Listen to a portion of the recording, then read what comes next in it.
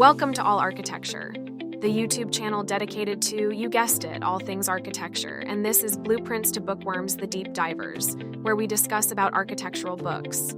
In today's episode, architect Lena Arvidson and Doreen Costello are diving into the third volume of the Christopher Alexander Center for Environmental Structure book series, The Oregon Experiment. So let's join in and explore how this visionary approach to planning can reshape communities with participation and organic growth. Welcome back to another deep dive. Oh, it's great to be back. This time we're continuing our journey through Christopher Alexander's Center for Environmental Structure series. That's right, we are. We've already kind of laid the groundwork, haven't we? With the timeless way of building and the practical tools and a pattern language. Yeah, we've got the philosophy, the tools. No. Now what? Now it's time to see those ideas in action with the Oregon experiment, right? This is where Alexander tries to actually, reshape the University of Oregon campus. It really is. I think what's so fascinating about the Oregon experiment is that it takes us beyond the theory and into, the messy reality of actually trying to apply these ideas. Like a real-world project. It's a real-world project, exactly. And this is where, the rubber meets the road. It is. And Alexander kicks things off with a pretty bold statement. Okay. He basically says, scrap the traditional master plan. What? Wait, hold on. I know, right? You're telling me he wants to ditch the master plan? Right. That's like the blueprint for how a city or a campus develops? It sounds radical, but he argues that these, rigid long-term plans are like trying to fit a growing dynamic community into a fixed box. Yeah. And he uses examples. Okay. He points out that these plans often fail to adapt to the changing needs of the community. And he even gives some examples from, the University of Oregon itself. Oh, like what? So remember that historic cemetery that was almost demolished? Oh, yeah. That was going to be demolished to make way for new buildings according to the 1961 master plan? Right, yeah. So That would have been a huge loss. a huge loss. And there were also issues, if I remember correctly, with those East Side dormitories. Yes. And those were built according to the master plan. They were, but they ended up feeling really isolated and poorly integrated with the rest of the campus. Right. So it's almost like a cautionary tale. It is. It shows how a fixed plan can actually hinder the organic growth and evolution of a place. Okay. So if master plans aren't the answer, what does he propose instead? So he offers an alternative, Okay. which he calls organic order. Organic order. Yeah. Think of it like a garden. Like a garden. Okay. A garden doesn't grow according to a blueprint, does it? No, it adapts. It adapts to the changing seasons, to the soil, the sunlight. I like that analogy. Yeah. So instead of a rigid plan, we need a more flexible, responsive approach. Exactly. Something that can kind of adapt as the needs of the community evolve. Yeah. But wouldn't that lead to chaos? Well, How do you make sure that things develop in a way that's cohesive and, harmonious? right. That's where things get really interesting. Okay. So Alexander believes that organic order emerges not from top-down control, but from a process of what he calls piecemeal growth. Piecemeal growth. Small incremental changes that respond to the immediate needs of the community. So it's almost like building a giant puzzle. Yeah. One piece at a time, constantly adjusting and refining as you go. You got it.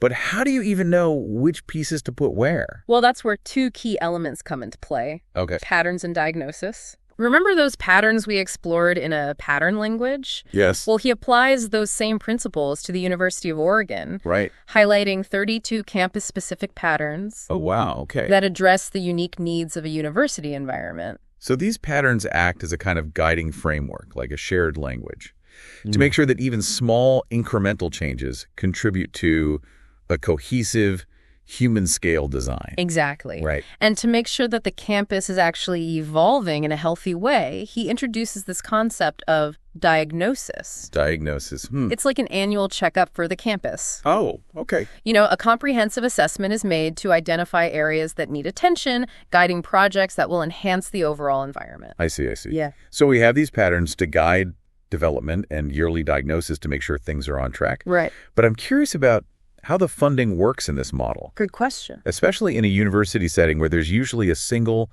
centralized budget. Yeah, that's a great question. And Alexander acknowledges that organic order ideally thrives in a decentralized system. Right, okay. But given the reality of the University of Oregon's budget structure, he proposes kind of a clever workaround. Oh, Okay, what is that? He suggests using that centralized budget to encourage and prioritize projects that align with the patterns and the diagnosis. Okay, so how would that work in practice? Does Yeah. everyone just submit their ideas and hope for the best?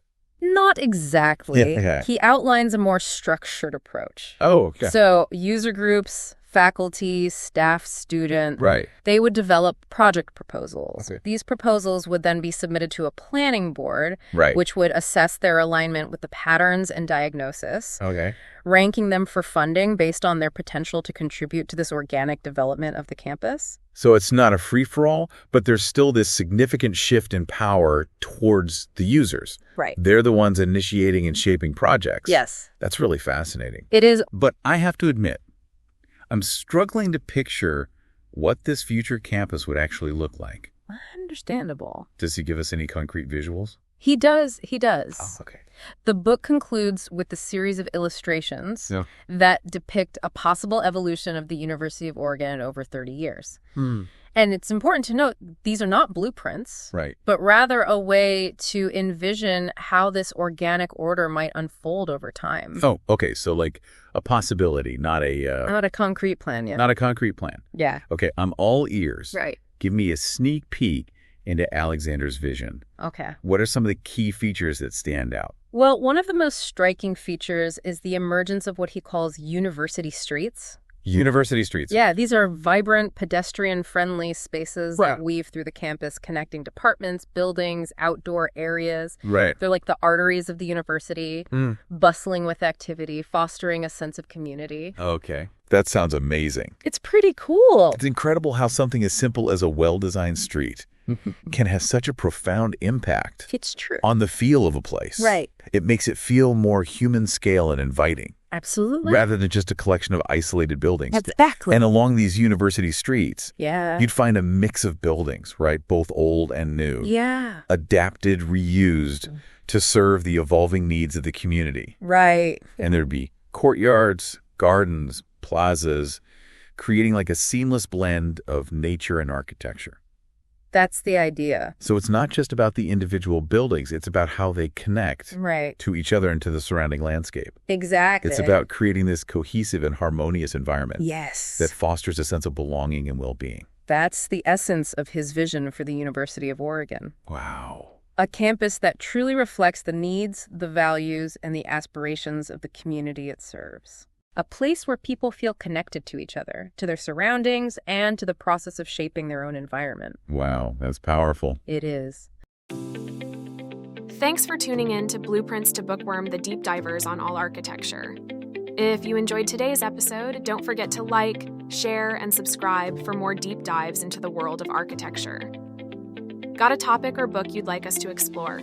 Drop it in the comments below. See you next time, where every blueprint unfolds a new story.